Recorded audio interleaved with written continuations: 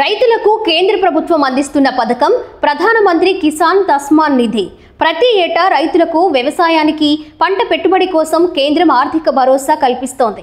ఏడాదికి 6,000 రూపాయల చొప్పున 3 విడతల్లో ఈ డబ్బును నేరుగా రైతుల ఖాతాల్లో కేంద్రం జమ చేస్తుంది. ప్రధానమంత్రి కిసాన్ సమ్మాన్ నిధి యోజన పథకం కింద రైతులకు దీపావళికి ముందుగానే వారి ఖాతాల్లో డబ్బులు జమ అవుతాయని అంతా ఎదురు చూశారు. గతంలో దీపావళికి ముందే డబ్బులు రైతులకు చేరాయి. కానీ ఈసారి కాస్త ఆలస్యమైంది.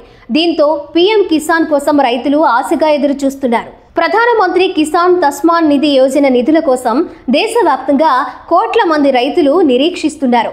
ఇప్పటికే పంజాబ్, హిమాచల్ ప్రదేశ్, కాశ్మీర్ వంటి వరద ప్రభావిత ప్రాంతాలలో 21వ విడత నిధులను కేంద్రం మంజూరు చేసింది.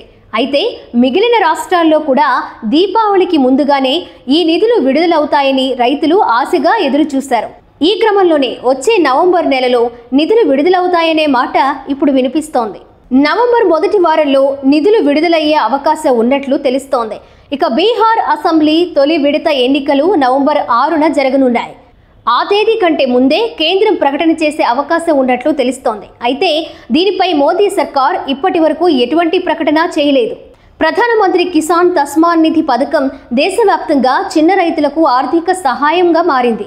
అయితే ఈ పథకంలో అర్హత లేని వ్యక్తులు డబ్బు పొందుతున్నట్లు తేలడంతో కేంద్ర ప్రభుత్వం కఠిన చర్యలు తీసుకుంటుంది. అర్హత లేని లబ్ధిదారుల నుంచి ఇప్పటి వరకు 416 కోట్ల రూపాయలు రికవరీ చేసినట్లు కేంద్ర వ్యవసాయ మంత్రిత్వ శాఖ తెలిపింది. ఈ మొత్తం దేశవ్యాప్తంగా అర్హులైన 58,08,000 మంది రైతుల నుంచి వసూలు చేసినట్లు వెల్లడించింది. ఇక పీఎం కిసాన్ పథకంలో మొత్తం 11.7 కోట్ల మంది లబ్ధిదారులు ఉన్నారు. వీరిలో భారీ సంఖ్యలో నకిలీ లబ్ధిదారులు ఉన్నారని తెలుస్తోంది.